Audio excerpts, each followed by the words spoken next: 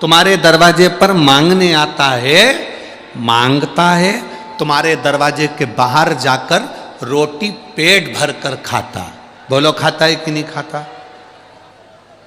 तुम दिन रात मेहनत करते हो, दिन रात दुकान पर काम करते हो, दिन रात फैक्ट्री में लगे रहते हो, दिन रात कमाने में लगे रहते हो, उसके बाद भी तुम समय पर भोजन नहीं कर पाते। पर भिखारी भीख मांगने के बाद भी समय पर भोजन कर लेता है, पर अच्छा सेठ भी समय पर भोजन नहीं कर पाता है।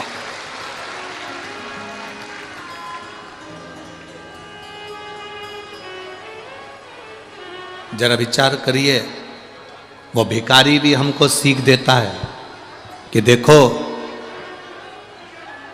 मेरी जिंदगी में कितना दुख है, मेरी जिंदगी में कितना गम है, मेरी जिंदगी में कितनी तकलीफ है, उसके बाद भी मैं भरपेट भोजन कर रहा हूं। व्यक्ति कमाने में इतना लगा रहता है कि भोजन को त्याग देता है तो शुगर की बीमारी हो जाती। शुगर की बीमारी कभी किसी डॉक्टर से पूछना कि शुगर की बीमारी होती क्यों है? केवल भूखे रहने से, समय पर भोजन ना करने से आपकी शुगर ऊंची नीची होती रहती है। कभी डॉक्टर से पूछना बीपी की बीमारी क्यों होती है? समय पर ना खाना, ना जागना, ना सोना।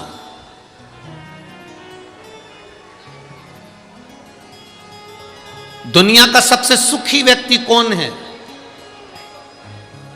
दुनिया का सबसे बड़ा करोड़पति कौन है? दुनिया का सबसे बड़ा सेठ कौन है?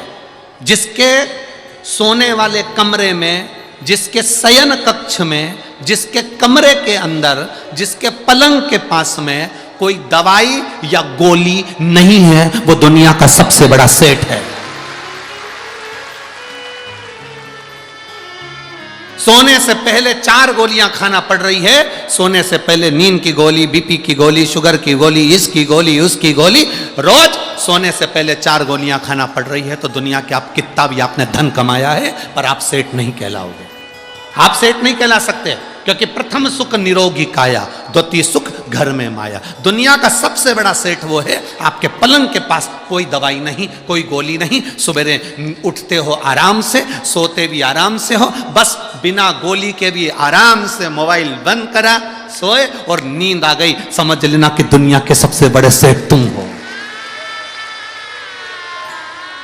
तुम सो रहे हो, रात भर तुम्हारा दिमाग काम कर रहा है, रात भर वहां से पैसा आया कि नहीं आया, फैक्ट्री में काम हुआ कि नहीं हुआ, उसने ये काम करा कि नहीं करा, वहां से आने वाला था वो आया कि नहीं आया, उसने ये करा कि नहीं करा, रात भर जाग रहे हो, दिमाग तुम्हारा रात भर चल रहा है, तो तुम सेठ नहीं कहला सकते।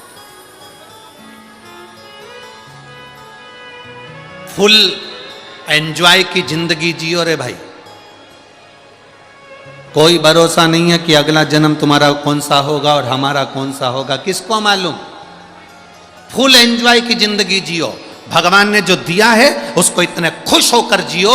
अगर कम मिला, कम में जिंदगी अच्छी जियो, ज्यादा मिला, ज्यादा में जिंदगी अच्छी जियो। जैसा मिला, एक 10,000 रुपये महीना कमाने वाला भी अपनी पत्नी को रोज घुमाने चले जाता है। 10,000 रुपये कमाने वाला भी अपने पत्नी और बच्चों के साथ खिलखिला के हंस लेता है। और 1 करोड़ रुपए कमाने वाला भी दिन भर मुसद्दी लाल जैसा बैठा रहता है। काय की जिंदगी जीना पे? फुल एंजॉय की जिंदगी जी। जो परमात्मा ने दिया कम नहीं दिया, जैसा दिया बहुत अच्छा दिया। घर में ऐसे रहो कि जैसे शंकर पार्वती रहते थे। शिव जी के परिवार में किसी देवता का परिवार निकाल कर बताओ, 33 कोटि देवी देवताओं के परिवार में बता दो कि पूरा परिवार किसी के साथ में हो। भगवान विष्णु और लक्ष्मी जी साथ में मिलेंगे, परंतु उनके बच्चे साथ में नहीं मिलेंगे। ब्रह्मा ब्रह्माणी साथ में मिलेंगे, पर उनके बच्चे साथ में नहीं मिलेंगे। इंद्र इंद्राणी मिलेंगे, पर उनके बच्चे साथ में नहीं मिलेंगे। आप किसी 33 कोटि देवी देवताओं की लिस्ट निकाल कर देख लो, किसी के देवताओं के बच्चे उनके साथ में नहीं है। केवल एक देवाधिदेव महादेव हैं, जिनके बच्चे गणेश, कार्तिकेय, अशोक सुंदरी, जया, विषहरा, शामली बारी, दौतली, देव, शंकर भगवान का पूरा खानदान उनके साथ में है। क्योंकि शिव प्रेरणा देते हैं कि अपने परिवार के साथ फुल एंजॉय की जिंदगी जियो, भले कैलाश पर्वत पर रहो चाहे कहीं पर भी रहो।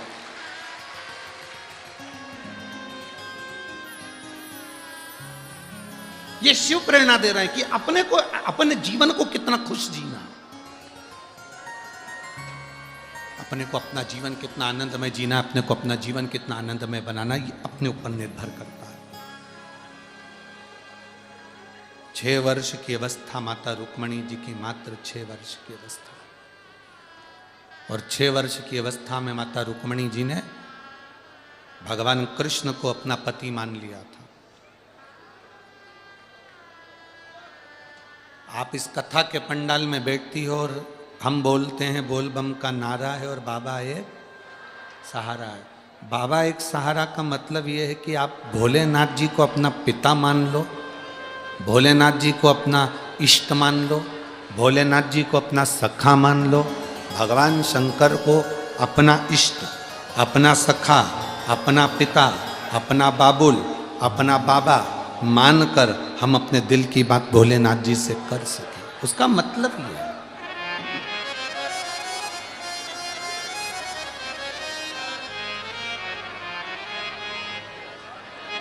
शिव कथा कह रहे हैं,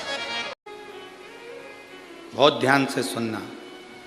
शिव महापुराण की कथा में जो कथा सुनने के लिए आता है, 7 दिन 5 दिन उसकी 3 चीजें समाप्त हो जाती है कथा सुनने पर। पहला, उसकी भूख। घर पर जितनी भूख लगती होगी कथा के पंडाल में उतनी भूख नहीं लगती।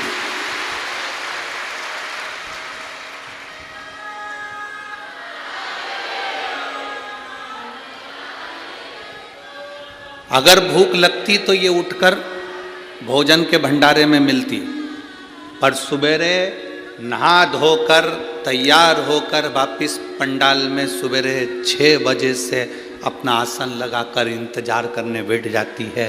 दोपहर की 2 बजेगी और कथा मिलेगी। भूख समाप्त। जो झोले में थोड़ा बहुत बिस्कुट या कोई सामान कोई लाकर दे देता है, वो निकाल कर उसमें से थोड़ा सा खा लेती है। पास वाली कहती है खाना खाने नहीं जा रही? मैं तो नहीं जाऊँ, मैं यहीं अच्छी, मैं नहीं जाऊँ, मैं यहीं अच्छी हूँ।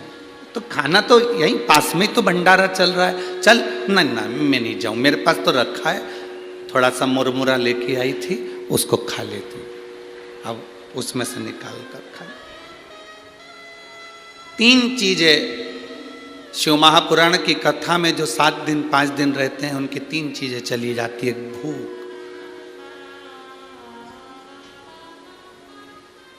दूसरा भोग, उसका भोग।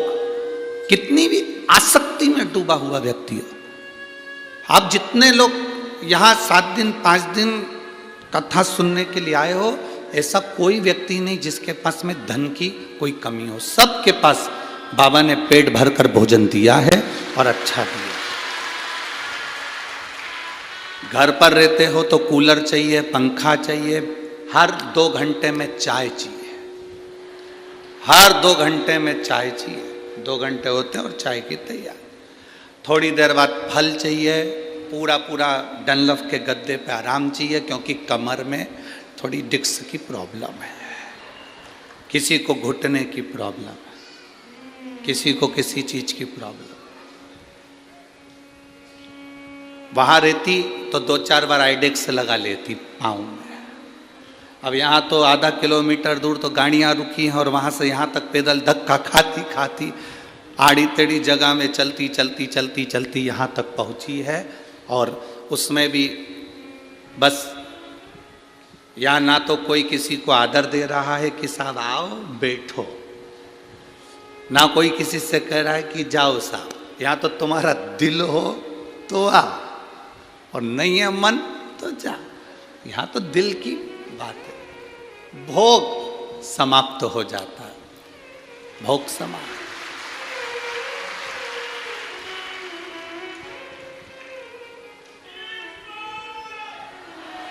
तीसरे नंबर पर शिव पुराण सुनने पर भोजन हमारा जो करने की, हमारी जो घर में आराम से चाय, अचार, ठेसा,